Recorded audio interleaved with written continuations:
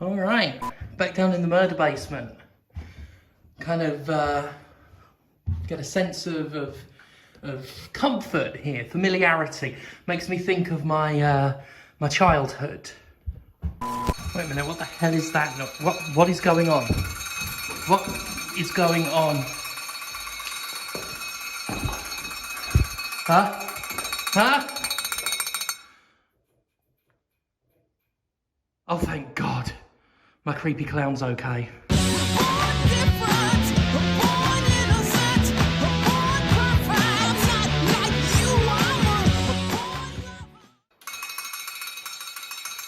Shut up.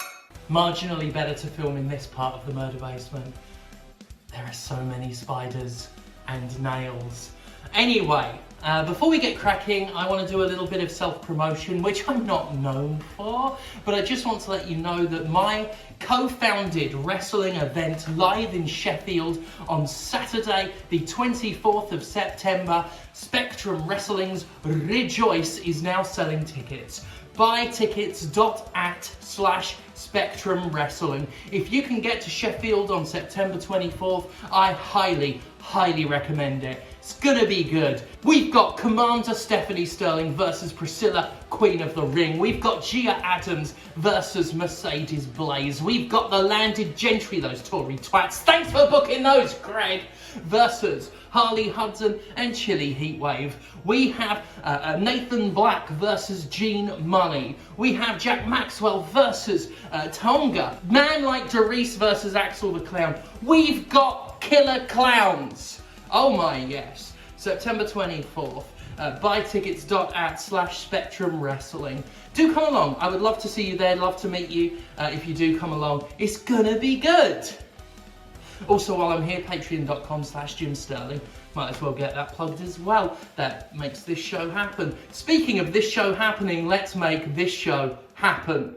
A Steam review for Cult of the Lamb caught a lot of heat a little while ago, and it's something I had planned to talk about before Domina's developer had that massively hilarious meltdown at me that, by the way, has led to him losing his shit so much that his game has now been taken down entirely from Steam following a stunning transphobic rant in the latest patch notes. Once again, I did absolutely nothing but sit back and watch the guy's fucking brain melt. The rampant and near total self-destruction has been downright incredible to witness, and it couldn't have happened to a nicer fascist.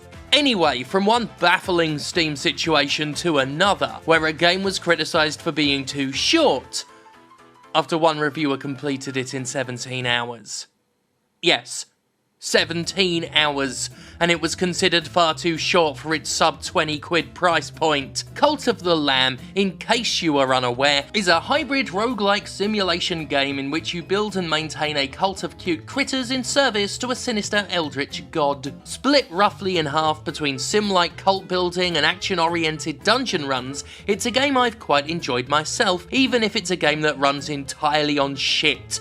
The cleaning of shit, the cooking of shit, the application of shit. There's shit in it, is what I'm saying. Cult of the Lamb. There's shit in it. And according to at least one intrepid Steam reviewer, its runtime is shit to boot. Not to say the game is terrible, it's absolutely not, disclaims the review before adding, I had my fun with it, and the soundtrack, visuals and dialogue were very good, but after finishing the game in just 17 hours, that means for the price I paid, £19.49, that equals out to less than an hour of playtime per £1 spent.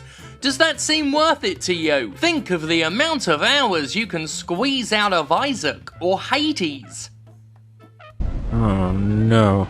This led to a whole lot of discourse and no small amount of dunking, but I have to say, are we really still doing this? In the current year argument of 2022, are we still arguing over how long a game is and using it as a barometer of quality to the exclusion of all else? Because we shouldn't. We really fucking shouldn't. I'm not here to relitigate this ancient fucking argument because I already aced it years ago with my objectively true, unarguable opinion, but to restate what I think, using length as the only measure of quality is wrong, but that isn't to say it should never be a factor. There are obvious examples of a game being so short it's short change. The Order 1886 is one of the most egregious offenders in this regard, seeing as it was a full-priced $60 game, was about 4 hours long, and its story was blatantly unfinished. Well, scratch that, it was fucking unstarted. Its narrative didn't really get going until a cutscene that happened in the middle of the fucking credits, and with such a short game that led to the promise of a real story, I genuinely thought the credits were a fake out and more game was coming. More was not coming, however. It was a brief, bland, disappointing game that managed to waste my time despite being so short, and to charge a full AAA price for that was a fucking shambles. Fuck off.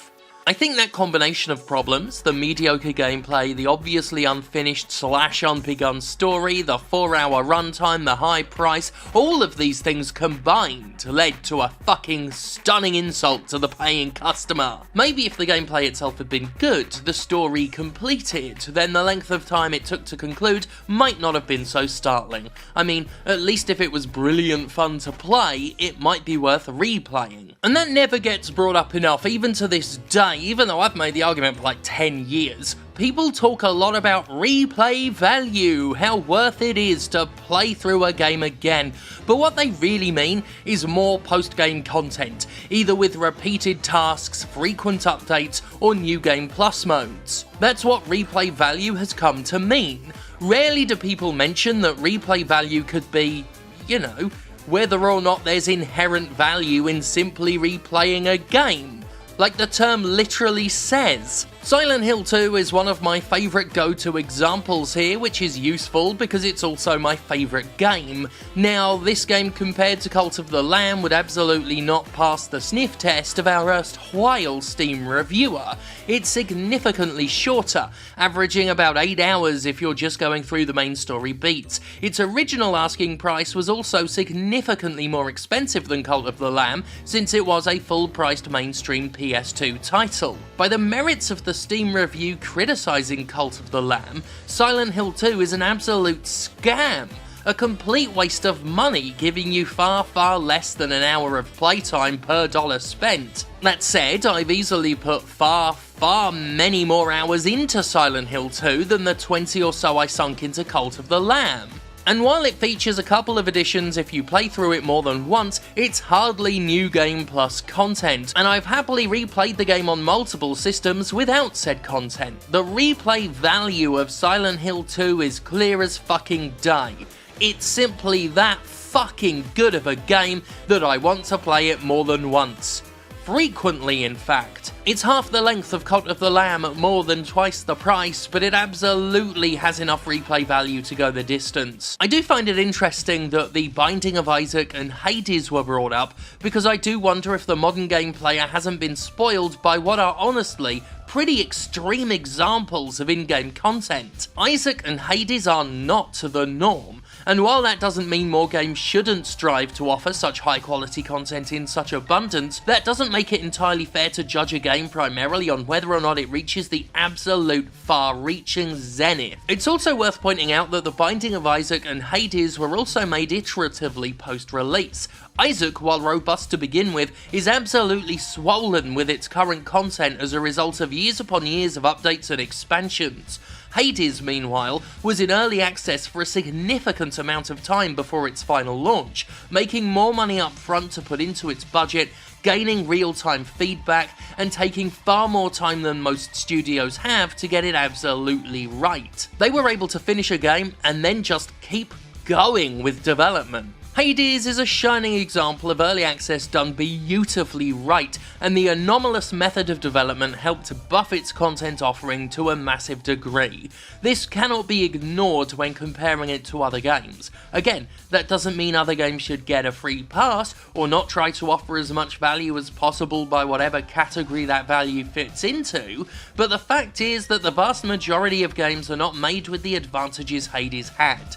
Perhaps they should be.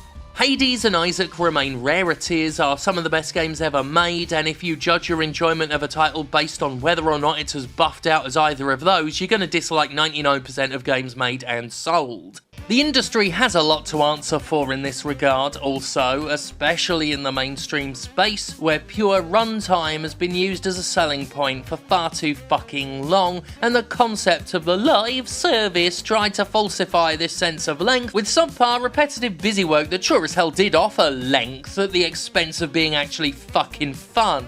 Perhaps the absolute stupidest example of this is Dying Light 2, which initially boasted that it had over 500 hours of content.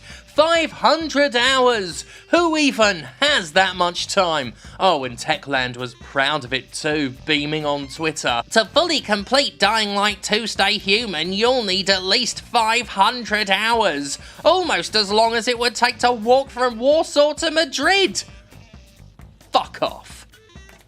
Seriously, fuck off with that. Amusingly, it blew up in their face because nobody was buying it, and even gaming's most adamant size queens thought it was a ridiculous expectation. Following a backlash, Techland was forced to clarify that Dying Light 2 would actually take around 20 hours to finish, with the 500-hour claim including obtaining all the endings, hearing all the dialogue, and making every choice variant. Bullshit, basically.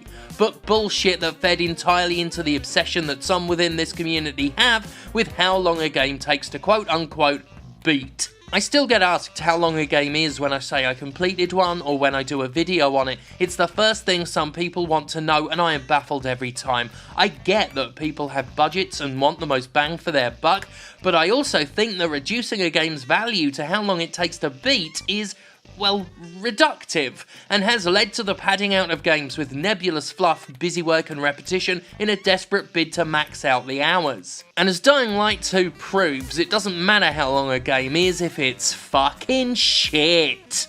Anyway, Cult of the Lamb's quite good, even if it is only 17 hours long. No, Craig, you're staying in the worst part of the murder basement with the creepy clown until you learn not to book Tories. Anyway, I do hope you enjoyed today's video. You will have noticed, in fact some people have really gotten on my fucking case about it, that the Jimquisition episodes lately have been more of a light affair. I mean, obviously we couldn't not talk about the Domina guy, but I'm taking a little bit of a sabbatical regarding talking about horrific abuse in the game industry, not because I don't want to. Well, I mean, I don't want to because it's fucking horrible, but that's also why I'm taking a break. I need a break. I had someone the other day implying that I was protecting Nintendo by not talking about the rampant sexism in the company, even though I have covered its abuses before, and I do, as always, encourage you to pirate all of Nintendo's games. It's the morally right thing to do. Just get off my fucking case. Okay? And thank God for me while you're at it. buytickets.at/spectrumwrestling.